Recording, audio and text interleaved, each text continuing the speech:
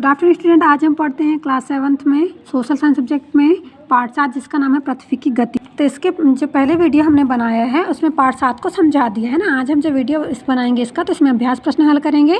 देखिए इसमें सबसे पहले आता है रिक्त स्थानों की पूर्ति कीजिए। तो पृथ्वी अपनी धुरी पर तो इसका खाली स्थान हो जाएगा 24 घंटे में एक बार घूमती है। फिर पृथ्वी सूर्य की परिक्रमा 365 सही 1/4 घंटे 1/4 दिन में पूरा करती है। दिन व रात का होना पृथ्वी की घूर्णन गति के कारण गति का परिणाम है। फिर अगला आएगा पृथ्वी को सूर्य से ताप प्राप्त होता है और अक्ष तल से पृथ्वी का अक्ष 66 सही 1/2 अंश झुका है। अगला क्वेश्चन आता है क्वेश्चन नंबर 2, निम्नलिखित की सही जोड़ियाँ बनाइए। तो सूर्य की किरणें 23 सितंबर तो आएगा विषुवत रेखा पर रहती हैं। फिर सूर्य की किरणें 21 जून को कर्क रेखा पर रहती हैं। और तीसरा जगह कि सूर्य की किरणें 22 दिसंबर को मकर रेखा पर होती हैं।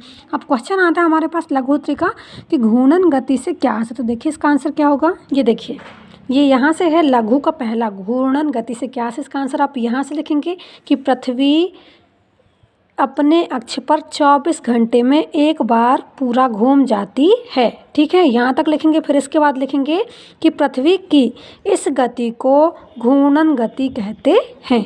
ठीक है, इतना ही पूछा ना हमसे कि घूर्णन गति क्या है। तो पृथ्वी अपने अक्ष पर 24 घंटे में एक बार पूरा घूम जाती है। पृथ्वी की इस गति को घूर्णन गति कहते हैं। अगला क्वेश्चन है पृथ्वी की परिक्रमण गति किसे कहते हैं। तो इसका आंसर देखिए लघु का ये देखिए दूसरा, पृथ्वी अपने अक्ष पर घूमने के साथ साथ एक अंडाकार मार्ग पर सूर्य के चारों ओर ही परिक्रमा करती है और पृथ्वी किस गति को परिक्रमण गति कहते हैं। यहाँ तक आपको लिखना है। फिर इसके बाद पृथ्वी सूर्य की एक परिक्रमा 365 से 1/4 दिन अर्थात एक वर्ष में पूरा करती है, इसलिए पृथ्वी की इस गति को वार्षिक गति भी कहते हैं और इसी गति के कारण ऋतु परिवर्तन होते हैं। ठीक है, आपको पहले ये लघु का पूरा लिखना है, यहाँ से लेके ये यहाँ तक जो है इसमें लिखा गया है वो भी। अब देखते हैं हम लघु का तीसरा क्वेश्चन। तो लघु का तीसरा देखिए ऋतु परिवर्तन पृथ्वी की किस गति का परिणाम है।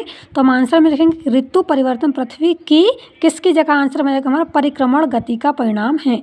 अगला क्वेश्चन देखिए पृथ्वी की गतियों को सचित्र समझाइए। दीर्घोत्तरीय प्रश्न है तो इसका आंसर लिखेंगे हम आगे देखेंगे क्या है। पृथ्वी की गतियों को सचित्र समझाइए। तो ये देखिए हम लिखेंगे पृथ्वी अंतरिक्ष में अपनी धुरी पर घूमने के साथ साथ अंडाकार पथ पर सूर्य की परिक्रमा भी करती है। इस प्रकार पृथ्वी की दो गतियां हैं, घूर्णन अथवा दैनिक गति, दूसरा परिक्रमण अथवा वार्षिक गति। यहाँ तक लिखेंगे। फिर इसके बाद हम आ जाते हैं यहाँ इसी में लिखना है ये दीर्घ में। फिर घूर्णन का पूरा लिखेंगे विस्तार से कि घूर्णन गति क्या होती है। तो ये यहाँ से पूरा लिखना स्टार्ट, पहले डालेंगे घूर्णन गति, फिर ये इसका पूरा डिटेल से लिखेंगे और उसका चित्र बनाएंगे ये।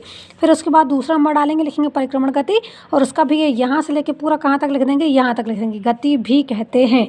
ठीक है, यहाँ तक लिखना है। ये जो शीट से लिखा गया पेंसिल से इसको आपको इसमें नहीं लिखना है दीर्घ के क्वेश्चन में। ठीक है, और फिर इसमें ये चित्र बना देना है। तो आपका हो गया, दो गतियाँ बताना है, आप दोनों गति का डिटेल से लिख देंगे और दोनों के चित्र बना देंगे। अगला क्वेश्चन देखिए, अगला क्वेश्चन क्या कहता है कि पृथ्वी पर दिन रात किस प्रकार होते हैं समझाइए। तो आप पूरा ये देखिए दीर्घ का दूसरा क्वेश्चन दिन रात का है तो आप सीधा यहाँ से दिन रात का होना पृथ्वी की दैनिक गति का परिणाम है। पृथ्वी को प्रकाश सूर्य से प्राप्त होता है। पृथ्वी अपने अक्ष पर 24 घंटे में एक बार पूरा घूम जाती है। फिर इस घूर्णन के दौरान पृथ्वी का प्रत्येक भाग बारी बारी से सूर्य के सामने आता है, जिससे सूर्य के सामने वाले भाग जिस पर सूर्य का प्रकाश पड़ता है पर दिन व पीछे वाले भाग जहाँ पर सूर्य का प्रकाश नहीं पड़ता है वहाँ रात होती है। ठीक है, इस प्रकार आपका दूसरा क्वेश्चन भी कंप्लीट होता है। अगला क्वेश्चन देखिए पृथ्वी के ऋतु परिवर्तन का नामांकित चित्र बनाइए। तो इससे भी क्या करना है, सिर्फ आपको पृथ्वी के ऋतु परिवर्तन का नामांकित चित्र बना देना है आपको। तो ये देखिए ये दिया है आपका दीर्घ का तीसरा, पृथ्वी पर ऋतु परिवर्तन किस प्रकार होता है। ये पूरा आपको ये डायग्राम बना देना है। ये देखिए ये पूरा, तो आपको पूरा ऐसे ही एकदम नामांकित करके और ऐसे चित्र बनाना है। ठीक है, तो यहाँ हमारे पार्ट समाप्त होता है। अगले पार्ट पर हम पढ़ेंगे अगले वीडियो पर पढ़ेंगे हम अगला पार्ट। अगले पार्ट का नाम क्या है, वायुमंडल। ठीक है, तो जब तक आप यहाँ तक अपनी कॉपी कंप्लीट कीजिए और इसको याद कीजिए। धन्यवाद।